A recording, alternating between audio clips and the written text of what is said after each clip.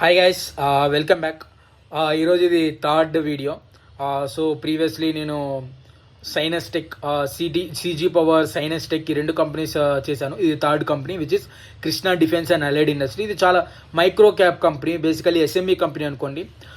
So Krishna defence and allied futuristic sector అనుకోవచ్చు, ఎందుకంటే defence సెక్టార్లో వర్క్ చేస్తుంది. డిఫెన్స్లో గవర్నమెంట్ ఆఫ్ ఇండియా ఫ్యూచర్లో చాలా వరకు ఎక్స్పెండిచర్ అంటే క్యాపెక్స్ చేయబోతుంది. ఆ క్యాపెక్స్ నుంచి వీళ్ళు ఎలా మార్కెట్ని అక్వైర్ చేయగలరు, ఎలా వీళ్ళ రెవెన్యూస్ ఇంక్రీజ్ చేసుకోగలరు ఈరోజు చూద్దాం. సో బేసికల్గా వీళ్ళ మెయిన్ ఏంటంటే డిఫెన్స్కి ప్రోడక్ట్స్ సప్లై చేయడం. ఏ ప్రోడక్ట్స్? మెయిన్లీ నావీకి ఏం ప్రోడక్ట్స్? బల్బ్ స్టీల్ బార్స్ అనేవి ఉంటాయి. బల్బ్ స్టీల్ బార్స్ అనేవి ఏంటంటే ఇది ఒక టైప్ ఆఫ్ సూపర్ అలాయ్, అంటే స్టీల్లోనే ఇంకొక అలాయ్ ఇది. సో దాన్ని తీసుకొని వీళ్ళు ఈ బల్బ్ స్టీల్ బార్స్ అనేవి తయారు చేస్తారు. దీనివల్ల ఏంటంటే నార్మల్ బార్స్ కన్నా వీళ్ళు స్ట్రెంగ్త్ ఎక్కువ ఉంటుంది. సో నావీ వెసల్స్ అండ్ సబ్మెరైన్స్లో ఉంటాయి కదా, ఈ సబ్మెరైన్ కన్స్ట్రక్షన్లో ఈ బల్బ్ స్టీల్ బార్స్ అనేవి యూజ్ చేస్తారు. బేసికల్గా మనం చూస్తే, మీరు రీసెంట్ న్యూస్ ఫాలో అయితే గవర్నమెంట్ ఆఫ్ ఇండియా నావీలో కానీ డిఫెన్స్లో కానీ ఇన్వెస్ట్ చేయడానికి చాలా వరకు క్యాపెక్స్, అంటే బడ్జెట్లో కాకని లాస్ట్ 1 వీక్ కూడా మీరు చూసుకుంటే గవర్నమెంట్ ఆఫ్ ఇండియా మేము నావీలో ఇంత వర్క్ అమౌంట్ ఇన్వెస్ట్ చేస్తామని చెప్తుంది. సో ఇన్వెస్ట్ చేస్తే అంటే ఏంది? New novels plus reconstruction plus new vessels, దాని తర్వాత రిపేర్స్, వీటిలన్నిట్లో మార్కెట్లో ఉంటుంది. సో మెయిన్ వీళ్ళు డిఫెన్స్లో గవర్నమెంట్ అనేది క్యాపెక్స్ చేస్తుంది. సో వీళ్ళకు ఫ్యూచరిస్టిక్ అంటే ఫ్యూచర్లో గ్రోత్ ఉంది. సో ఆ గ్రోత్ని వీళ్ళు ఎలా కమర్షియలైజ్ చేసుకుంటారు, దాన్ని రెవెన్యూలోకి ఎలా కన్వర్ట్ చేసుకుంటారు అనేది మనం చూడాలి. So like I said, steel bars, ఈ బల్బ్ స్టీల్ బార్స్ ఈ సబ్మెరీన్స్లో వెసల్స్లో బాగా యూజ్ చేస్తారు. చాలా రేర్, అంటే దాదాపు నాకు తెలిసి ఇండియాలో ఓన్లీ 2 కంపెనీస్ ఉన్నాయి. దాంట్లో ఇది ఒకటి, ఇంకొకటి రసోయల్ అని ఇంకొక కంపెనీ. దాంతో పోలిసి ఈ కంపెనీ ఇంకా బాగుంది. పాస్ట్లో ఏమైందంటే ఏదైనా మనం కన్స్ట్రక్షన్ చేయడానికి ఇంపోర్ట్ చేసుకునే వాళ్ళం. సో వీళ్ళు ఏం చేస్తారంటే ఇక్కడ చాలా గ్యాప్ ఉంది, అన్నీ ఇంపోర్ట్ చేసుకుంటున్నాము. అదే మనం ఇండిజీనియస్గా ఇండియాలోనే మనము ఎందుకు తయారు చేయగలం, తయారు చేస్తే మనకి ఇక్కడ స్కోప్ ఉంది కదా అని వీళ్ళు అలా మేనేజ్మెంట్ వీళ్ళు ఇలా డిఫెన్స్ సెక్టార్లో ఎంటర్ అయ్యి ఇండిజీనియస్గా ఇండియాలోనే తయారు చేస్తున్నారు. సో ఇది నెంబర్ 1 వీళ్ళకు మోట్ అనుకోవచ్చు. మోట్ ప్లస్ ఫ్యూచరిస్టిక్ గైడెన్స్ కానీ, ఫ్యూచరిస్టిక్ సెక్టార్ కానీ. సెకండ్, వీళ్ళు వెల్డింగ్ రాడ్స్, మనకు వెల్డింగ్ చేసేటప్పుడు మనం వెల్డింగ్ రాడ్స్ యూస్ చేస్తాం కదా, వీళ్ళు ఒక సూపర్ అలాయ్, స్పెషల్ స్టీల్ అలాయ్తో వీళ్ళు వెల్డింగ్ రాడ్స్ తయారు చేస్తున్నారు. సో ఇది ఎంత స్పెషల్లో చెప్తే మీకు వింతగా ఉంటుంది. 60 lakhs per ton అమ్ముతారంట వీళ్ళు. ఈ welding rods 60 lakhs per ton. దాన్ని వీళ్ళు ఏం చేస్తున్నారు అంటే ఆ కెపాసిటీని డబల్ చేస్తున్నారు. సో చూడండి, ఈ వెల్డింగ్ రాడ్స్ ఇండియాలో నాకు తెలిసి ఎవరు తయారు చేయట్లేదు, వీళ్ళే తయారు చేస్తున్నారు. 60 lakhs per ton వస్తుంది వీళ్ళకి.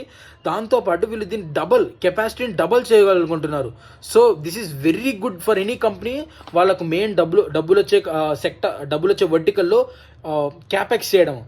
అండ్ సెకండ్ థింగ్ ఏంటంటే వీళ్ళు వెల్డింగ్ వైర్ కూడా తయారు చేస్తారు. ఆ వెల్డింగ్ వైర్ కూడా వీళ్ళు సూపర్ అలాయ్స్, ఆ స్టీల్తోనే సూపర్ అలాయ్స్తో తయారు చేస్తారు. ఇండియాలోనే వన్ ఆఫ్ ద కంపెనీ వీళ్ళు.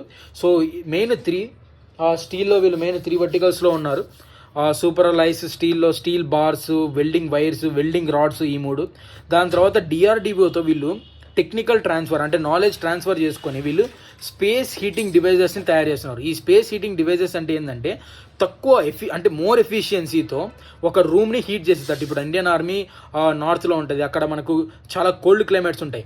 ఆ కోల్డ్ క్లైమేట్స్లో మనకు స్పేస్ అనేది హీట్ చేసుకోవాలి కదా, ఆ హీటింగ్ టెక్నాలజీతో యూజ్ చేస్తే చాలా ఎఫిషియెంట్గా చేస్తే మనకు కార్బన్ ఎమిషన్ తగ్గుద్ది, దాని తర్వాత energy efficient.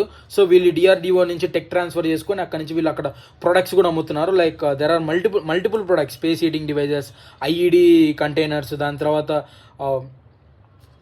Solar energy producer, ఇవన్నీ వీళ్ళు చేస్తున్నారు. సోలార్ స్నో మీటర్ అంటే సోలార్తో స్నోని మెల్ట్ చేసేది. ఇవన్నీ ఆర్మీకి చాలా ఇంపార్టెంట్. వాటిల్లో వీళ్ళు మెయిన్ ఉన్నారు. దాని తర్వాత వీళ్ళు ఇంకొక పార్ట్నర్షిప్, నెదర్లాండ్ అనే కంపెనీతో పార్ట్నర్షిప్ చేసి వీళ్ళు సబ్మెరీన్స్కి డోర్స్ హ్యాచెస్ ఈ రెండింటిని బిల్డ్ చేస్తున్నారు. సో ఫ్యూచర్లో ఏమన్నా సబ్మెరీన్స్ ఆర్డర్స్ వస్తే అక్కడి నుంచి కూడా వీళ్ళకి రెవెన్యూ రావచ్చు. ప్లస్ ఈ డిఆర్డిఓతో టెక్నికల్ ట్రాన్స్ఫర్తో పాటు ఇక్కడ కూడా స్పేస్ హీటింగ్ అంటే ఎలక్ట్రానిక్స్ ప్రొవైడ్ చేస్తున్నారు. సో ఫ్యూచర్లో వీళ్ళు ఏమంటున్నారంటే మాకు చాలా పైప్ లైన్లో ఉన్నాయి ఈ ఎలక్ట్రానిక్స్ డివైజెస్ మేము సప్లై చేయడానికి, దీనికి మేము అప్రూవల్స్ అని తెచ్చుకుంటున్నాము. సో నెక్స్ట్ ఇయర్ నుంచి మాకు రెవెన్యూలో రిఫ్లెక్ట్ అవ్వచ్చు ఇవన్నీ అంటున్నారు.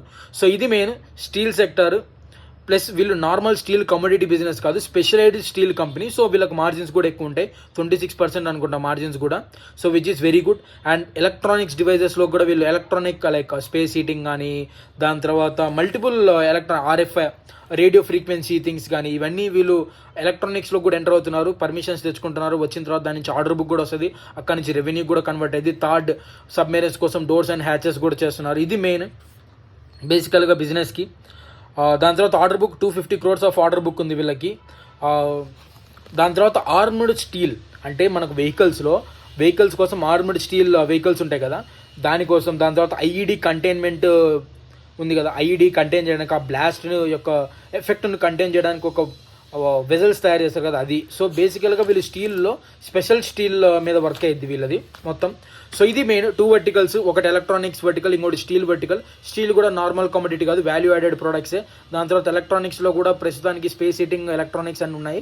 ఫ్యూచర్లో వీళ్ళు దాన్ని ఎక్స్పాండ్ చేద్దాం అనుకుంటున్నారు. దాని తర్వాత వీళ్ళకు చిన్న 6% of revenue milk business.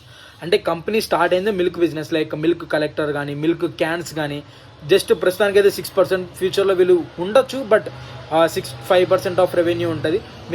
Rest all revenue మొత్తం డిఫెన్స్ సెక్టార్లో ఉంది. డిఫెన్స్ కూడా ఒక మెగా థీమ్ ట్రెండ్ అనేది నడుస్తుంది.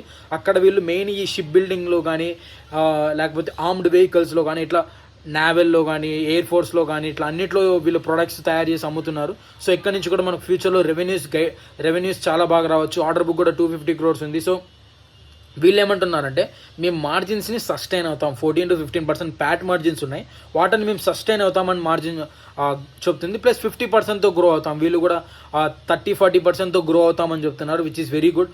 ఒక స్మాల్ క్యాప్ కంపెనీ, అంటే మైక్రో క్యాప్ కంపెనీ 30-40%తో గ్రో అవుతుంది.